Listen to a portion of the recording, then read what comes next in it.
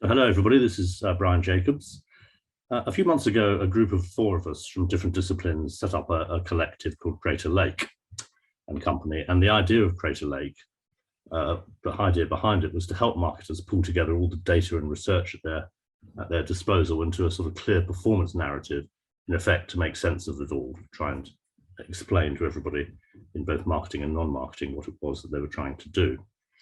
So in this series of interviews, we'll be speaking to well-known experts from different fields on what making sense of it all means to them. And today I'm delighted to say I'm joined by Abba Newbery, who's the CMO at Habito. So hi Abba. Hello. Hi. So maybe we could start, Abba. I mean, Habito is breaking the mold, I guess it's fair to say, when it comes to mortgage marketing, making sense of it all, really, for house buyers. And what led you down this approach? I mean, what convinced you that people want simple in a world that I suppose historically has been kind of complicated, and money is kind of complicated? What led you down the path of sort of going, what we need to be is simple? Yeah, I mean, I guess that is the founding principle of Habito as a business, as well as how we approach our marketing. And Habito was founded by a guy called Dan Hegarty, who found the process of getting his first mortgage absolutely terrifyingly complex, from someone who kind of had worked in fintech, very intelligent guy. It's opaque, it's bamboozling, and most importantly, it's the biggest single investment most of us will make if we're fortunate enough to get on the housing ladder, or even with our rent. It tends to be the biggest single outgoing that leaves our bank account every single month. So to not understand it, to not understand the ramifications, to not understand the process, to not understand the best offers out there, doesn't seem fair. And actually, when you roll it all up, it's an enormous problem.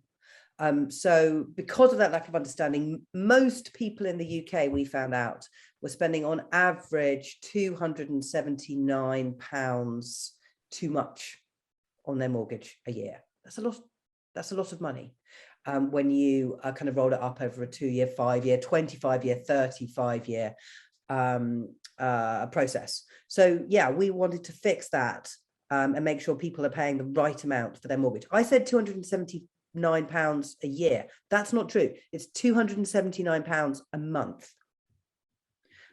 which, if you roll it up, is a hell of a summer holiday. And how did you, I mean, given the sort of business opportunity and the idea that you've come up with, how did you go about sort of translating that into creative and media strategies? And was it a hard sell internally? I mean, did you have to sell this to your board, and in terms of, after all, this is not something that most people, the approach you're taking is not an approach that most other mortgage providers take, is it?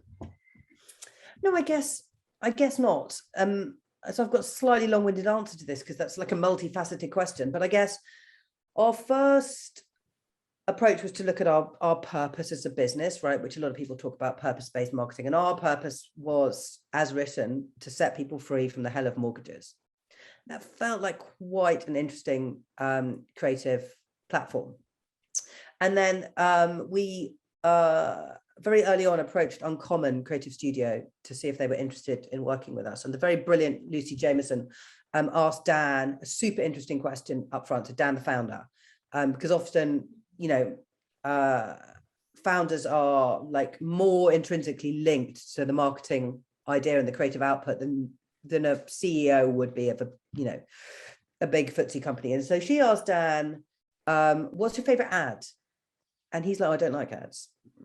And then we sent him off for a weekend, and we're like, it's like any time in your kind of like recent experiences, tell us the ad. And the ad that he picked was Blackcurrant Tango. I don't know if you remember this ad, but French exchange student writes to the CEO of Blackcurrant Tango and says, not really sure about your Blackcurrant Tango. And the CEO goes, well, he goes nuts, right? He strips off all his clothes.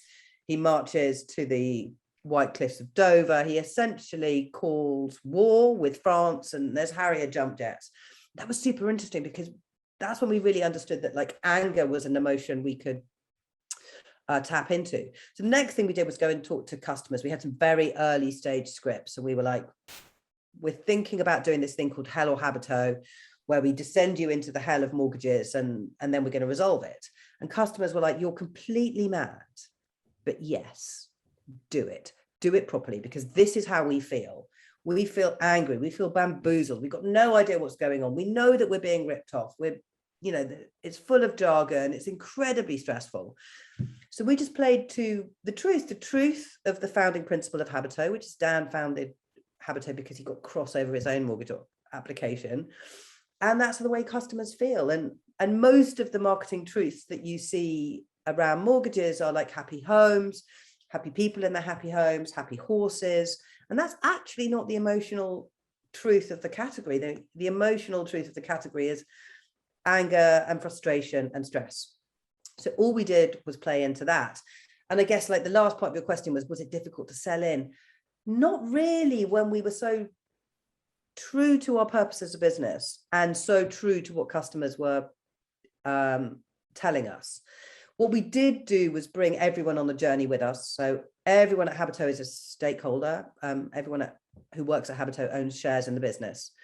So we had an open source creative process. So poor Uncommon, bless them, they were like incredibly helpful in this. But every single week in our all hands meeting, I would show the progress towards making our first TV ad, which ended up with the characters you see in our TV ads are all inspired by people who work at Habito. Our VP engineering picked the music. So it's very much the kind of the collective creative force of Habito, inspired by Uncommon, rather than, the ad from the marketing department.